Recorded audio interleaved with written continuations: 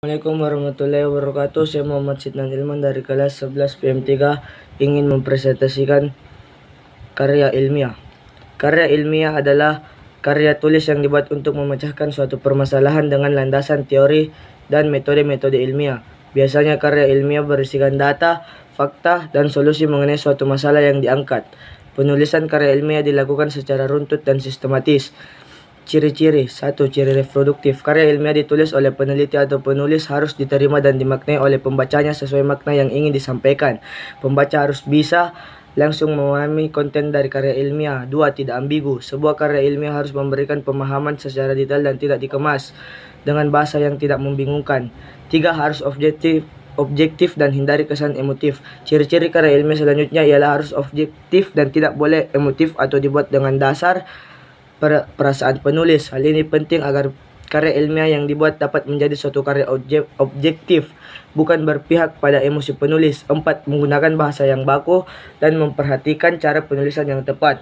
Ciri-ciri karya ilmiah yang keempat mengharuskan sebuah karya ilmiah untuk ditulis menggunakan bahasa yang baku dan tepat. 5. Menggunakan kaidah keilmuan. Ciri-ciri karya ilmiah yakni sebuah karya ilmiah harus ditulis dan disusun dengan kaidah keilmuan. 6. Berkohesi dan menggunakan kalimat yang efektif. Ciri-ciri karya ilmiah yang terakhir ialah berkohesi dan menggunakan kalimat yang efektif. Berkohesi di sini maksudnya adalah antara satu bab dengan bab yang lain harus saling berkesinambungan, terutama isinya. Tujuan penulisan karya ilmiah.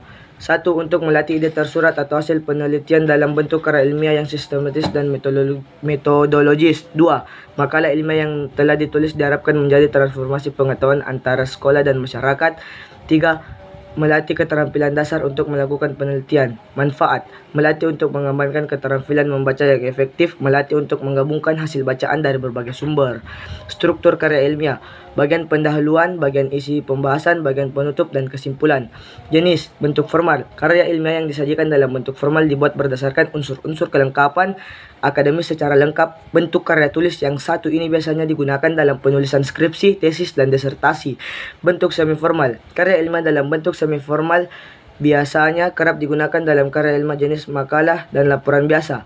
Karya ilmiah populer. Karya ilmiah dalam bentuk populer ini berbentuk pernyataan secara ringkas dan bahasanya bersifat santai atau populer. Karya ilmiah yang satu ini sering ditemui di media massa seperti majalah atau koran. Topik yang biasa dibahas merupakan topik yang akrab atau populer di masyarakat. Demikian dari saya Muhammad Sidnan Ilman. Assalamualaikum warahmatullahi wabarakatuh.